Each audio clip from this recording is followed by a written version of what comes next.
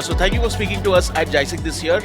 We would like to start with a brief about your participation in the event and the solutions you're focusing on. Sure.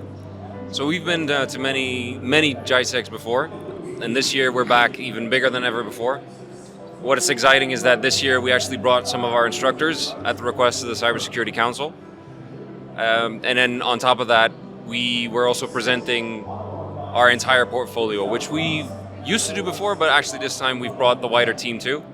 So we're presenting our core training solutions, GIAC certifications, security awareness solutions, which we also provide, and then also our cyber agents, as people can then pass by our stand and actually play CTF. So it's been great so far.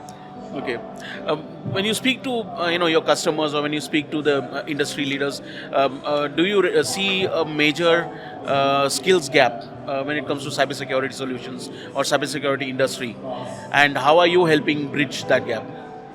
So yeah, the skills gap has been undoubtedly something that's been around for many years now. And through COVID and then a lot of people actually deciding to change jobs, we have seen that problem grow. Okay.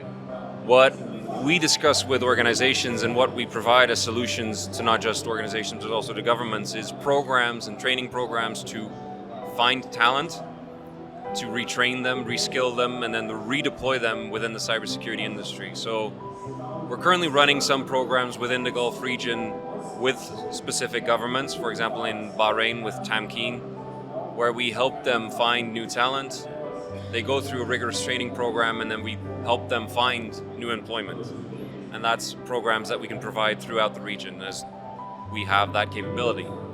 And then on top of that, some of the things that we discuss when talking to CISOs is maybe it's not just looking outside the organization for new talent, maybe you also have to look inside of the organization and see if there are any people that you can retrain, because unbeknownst to you, there might actually be some really good talent inside your organization.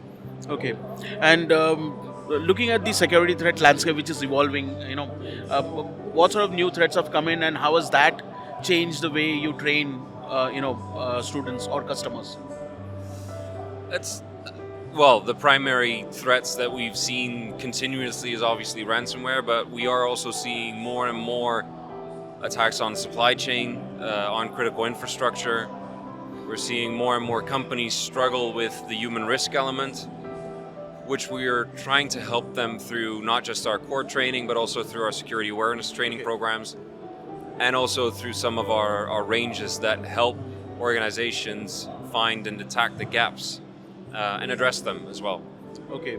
And when you speak to your customers, CIOs, CXOs, C-level executives, what sort of challenges are they facing, and how has their role changed if you look maybe 2 years down the line?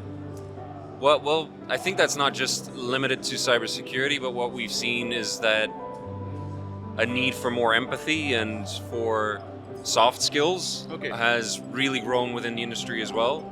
And then also for the CIOs and cybersecurity leaders, the need to be able to present to the board the importance of a cybersecurity budget, and to have that seat at the table for the board, for CISO, has become ever more important. Luckily, we're also seeing that that's actually becoming better. Okay.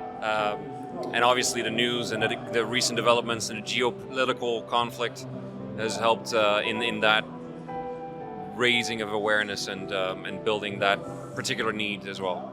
Okay. Thank you for speaking to us. Nice having you with us today, and we look forward to this video in the future as well. Thank you very much.